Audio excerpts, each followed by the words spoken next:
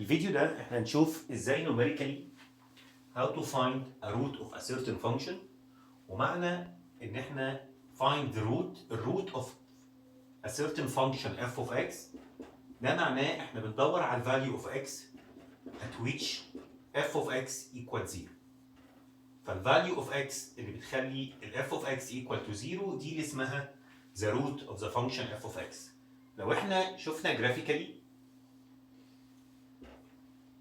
ده say ان ده جراف الفانكشن بتاعتنا، فالروت بتاع الفانكشن هو الاكس انترسبت الفاليو اوف اكس اللي عندها الواي ايكوال تو 0.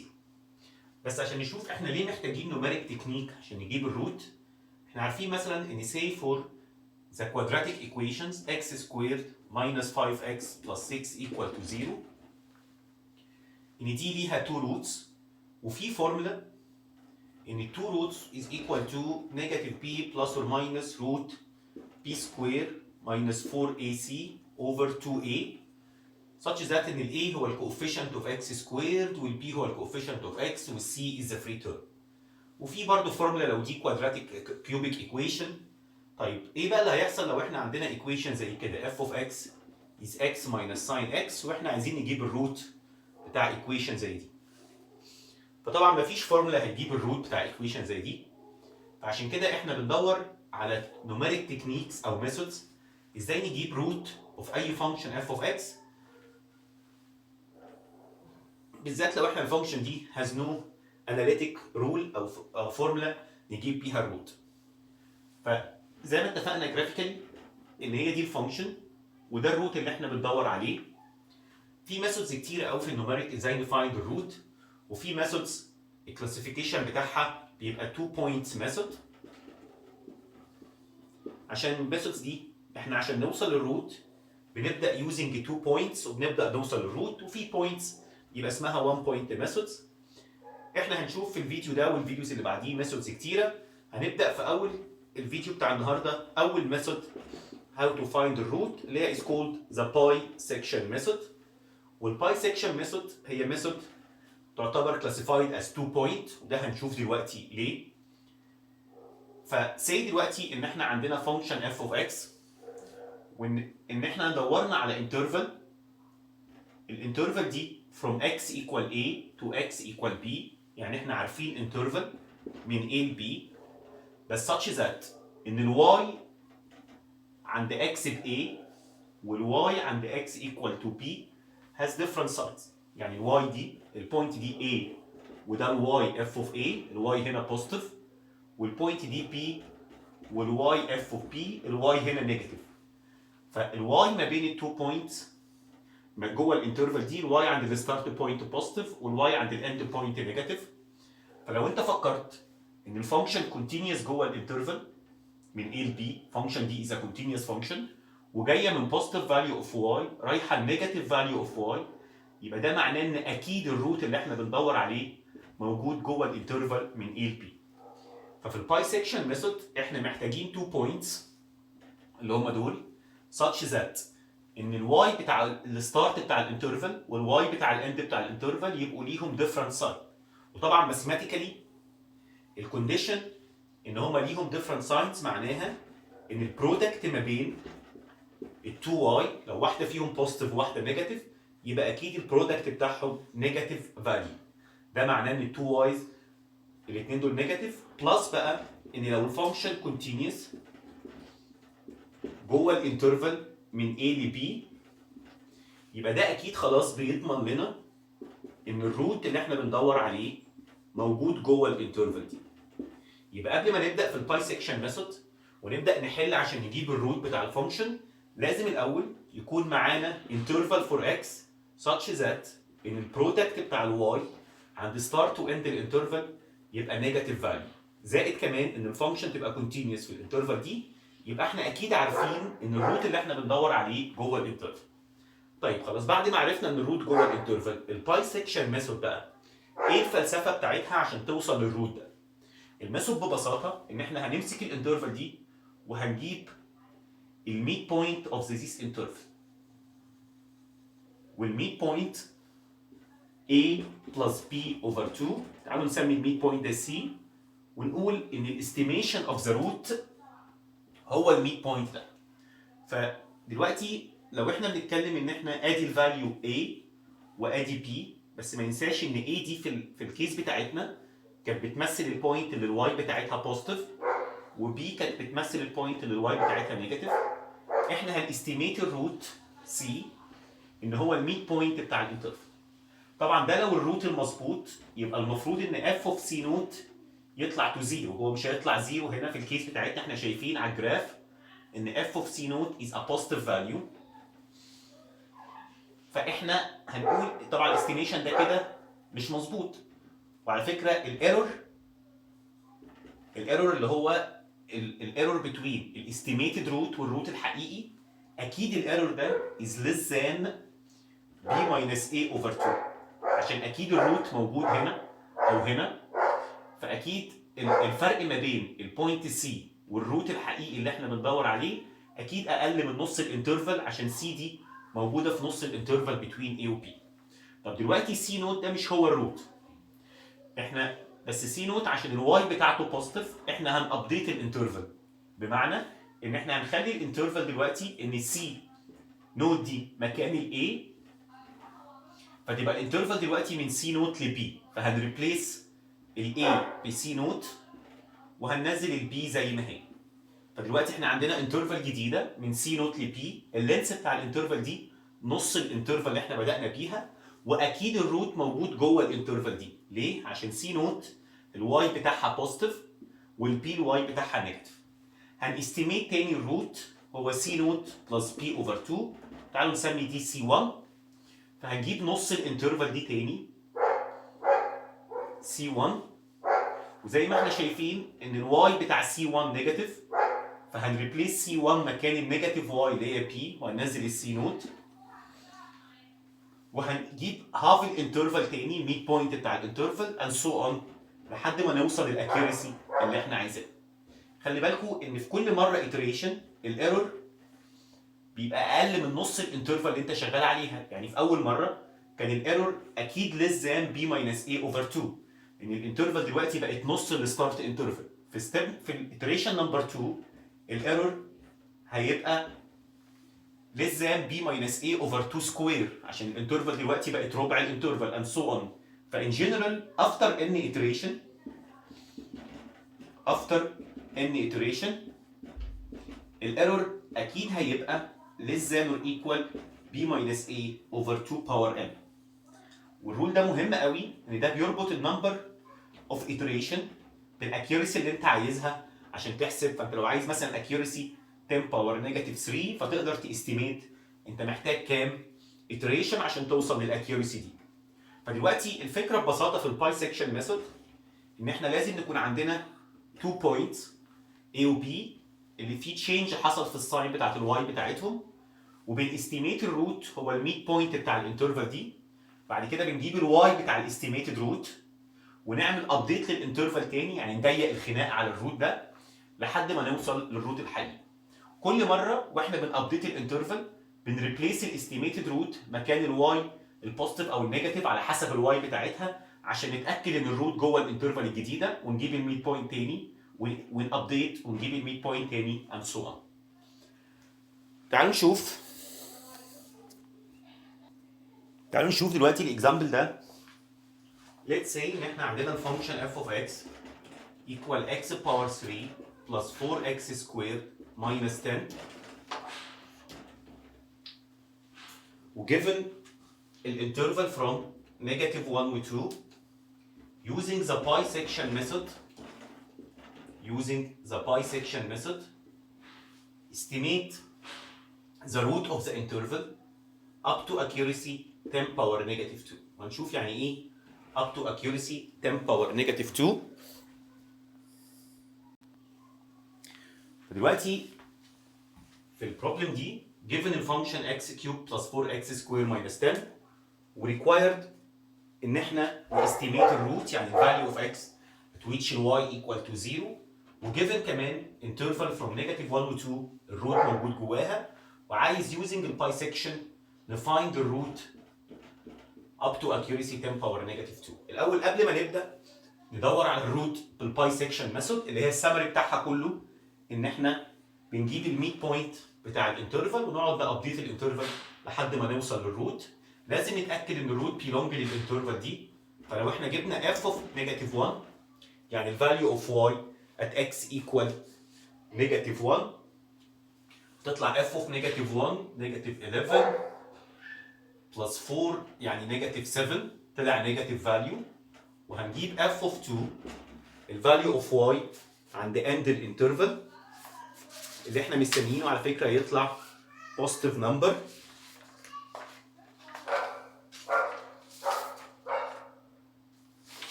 يطلع f of 2 equal to 14. كده f of negative 1 times f of 2 ده negative value. وسنس ان الفانكشن دي is a polynomial فالفانكشن is continuous جوه الانترفال من negative 1 و 2 يبقى ده معناه خلاص اكيد ان الروت موجود في الانترفال من negative 1 ل 2. يبقى ده بس الكونديشن اللي ضمن اكيد ان الروت موجود جوه الانترفال. طيب using الباي سيكشن هنطلع الروت ازاي بقى؟ ممكن بس عشان يبقى الحل منظم شويه دي الفاليو A ودي الفاليو B وده الاستيميتد روت اللي احنا هنطلعه وده الاف اوف تعال نسمي الاستيميتد روت ده سي ده الاف اوف الاستيميتد روت. دلوقتي الاي اللي هي الستارت بتاع الانترفال اللي هي النيجاتيف 2 والبي الاند اوف ذا انترفال اللي هي 2. تعال خلينا دايما مثبتين بقى ان الستارت بتاع الانترفال ده كان الواي بتاعه نيجاتيف اللي هي كانت نيجاتيف 7 والاند بتاعت الانترفال كانت الواي بوزيتيف اللي هي 2. وفي الباي سيكشن ميثود احنا بنستيميت الروت هاف الميد بوينت بتاع الانترفال دي.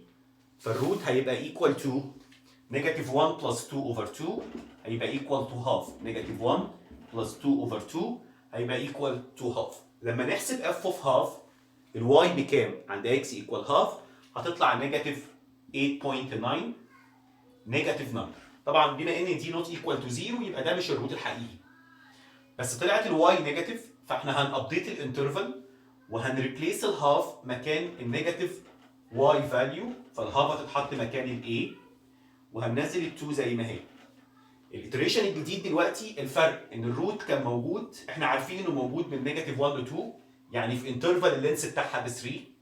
بعد ابديتنج الانترفال الروت موجود من هاف ل 2 هنجيب الميد بوينت على الانترفال الجديده يعني 2 بلس هاف اوفر 2 تطلع الفاليو دي 1.25.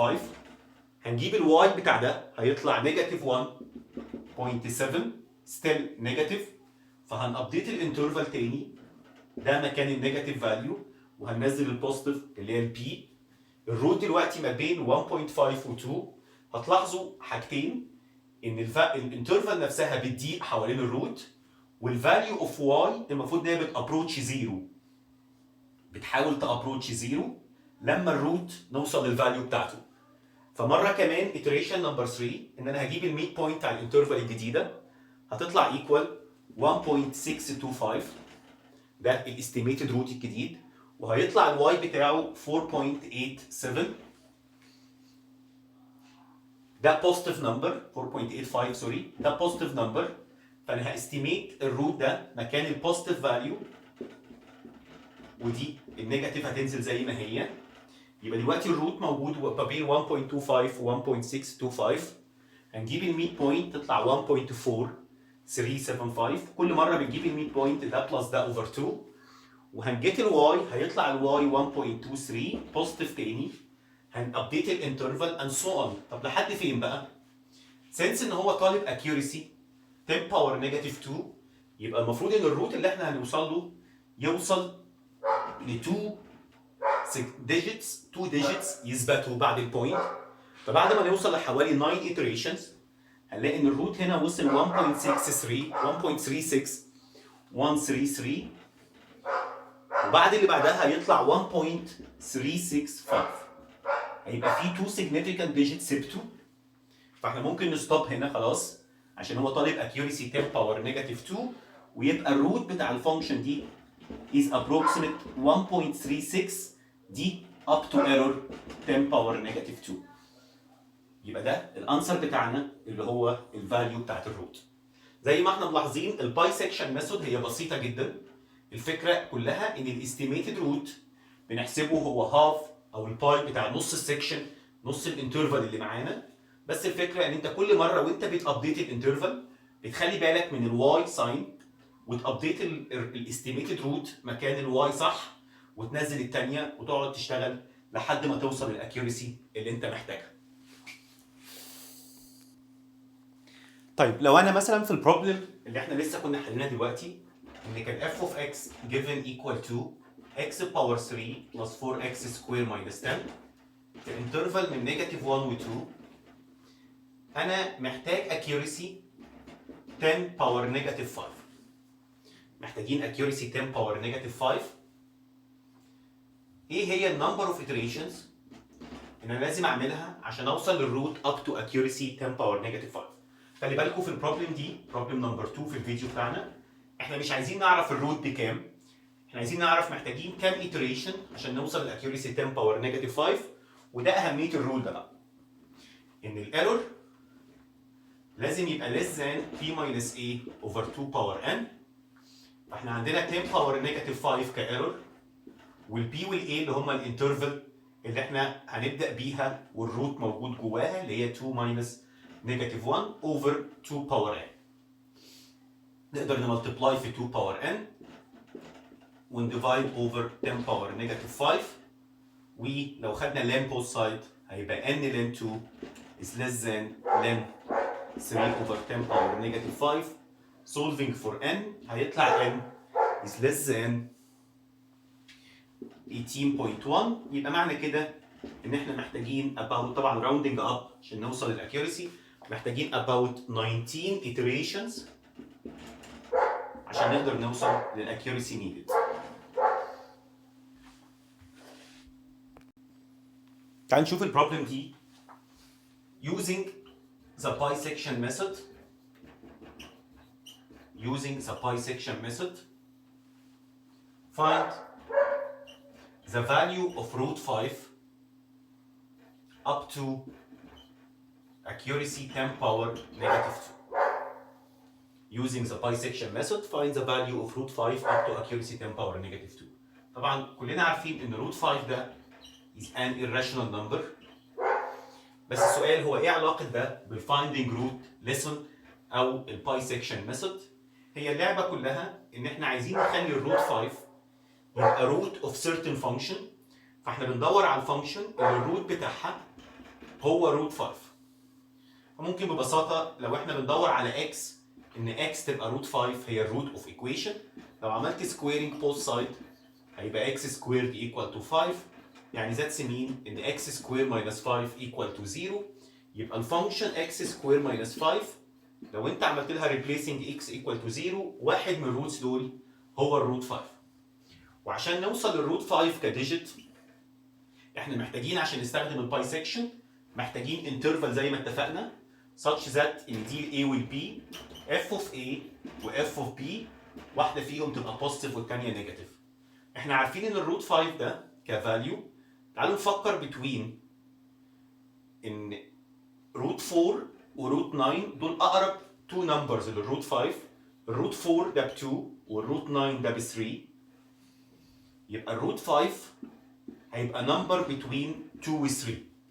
فانت لو بدات بالانترفال 2 و 3 ك A و B اكيد الروت 5 موجود كديجيت between 2 و 3.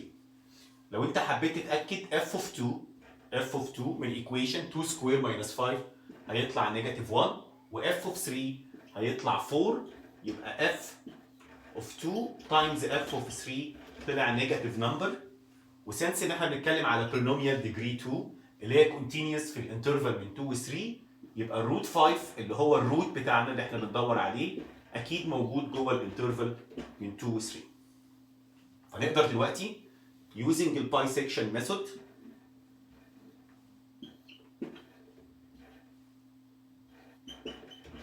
نستيميت الفاليو بتاعت الروت بتاع الايكويشن دي اللي هي بالنسبه لنا هي الفاليو اوف روت 5. ده الاي والبي اللي احنا هنبدا بيهم، وعشان ما اتفقنا ان الاي هنا طلع الواي بتاعه نيجاتيف فده اللي بيمثل النيجاتيف واي، والبي اللي هي ب 3 الواي بتاعها بوزيتيف، يبقى ده اللي بيمثل البوزيتيف واي. السي هيبقى الميد بوينت بين ال 2 و 3 هيطلع 2.5، ولما نجيب الفاليو بتاعت السي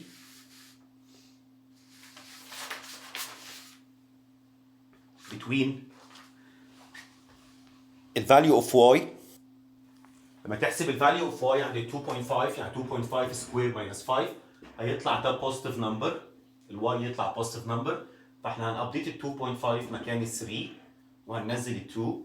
فدلوقتي الروت بتاعنا موجود ما بين 2 و 2.5.